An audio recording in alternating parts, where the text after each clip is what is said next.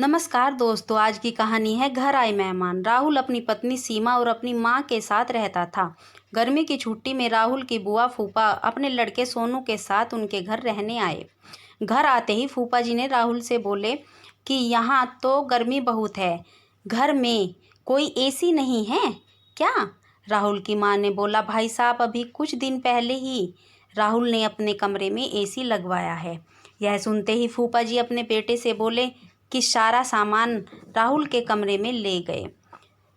राहुल और उसकी पत्नी चुपचाप रहे क्योंकि उन्होंने सोचा कि कुछ दिनों की बात है। इस तरह बुआ फूफा जी को राहुल के घर रहते 1 महीना हो गया। राहुल ने अपनी माँ से पूछा कि बुआ जी कब जाने वाली है?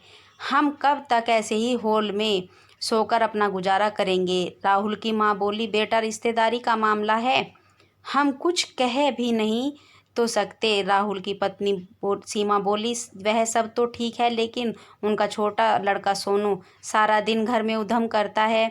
कल तो उसने हमारा सारा नया सोफ़ा बुरी तरह फाड़ डाला। राहुल इस बात पर बहुत गुस्सा हुआ कि नया सोफ़ा फाड़ दिया। वह अपनी पत्नी से बोला, तुम सोनू को ऐसा करने से मना नहीं कर सकती?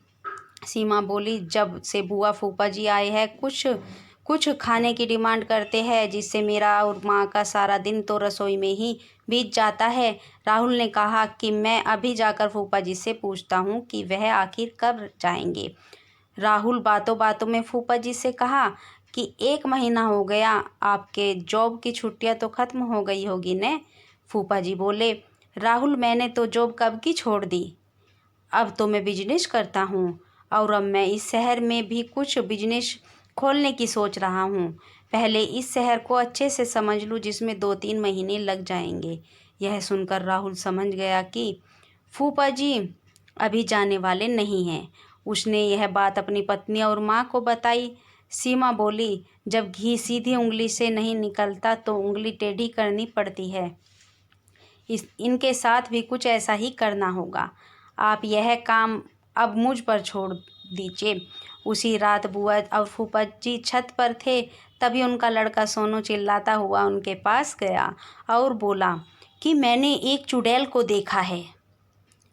तभी एक चुड़ैल वहां आ गई और बुआ और फूफा जी को बोली कि तुम में से कौन पहले मेरा भोजन बनना चाहेगा? चुड़ैल को देखकर बहुत ही डर गए और उस घर से भाग गए। उनके जाने के बाद सीमा ने अपना चुड़ैल का मुखौटा उतारा। बुआ जी के परिवार के जाने के बाद सबने चैन की सांस ली। सीमा की सास ने सीमा से कहा कि तू तो बड़ी अच्छी चुड़ैल बनती है। यह कहकर सब हंसने लगे। मोरल ऑफ द स्टोरी, इस कहानी से हमें यह सीख मिलती है कि हमें किसी भी रिश्ते का गलत फ़ायदा नहीं उठाना चाहिए। जिस तरह बुआ के परिवार ने अपनी रिश्तेदारी का गलत फ़ायदा उठाया और दूसरों को परेशान किया। Thank you friends.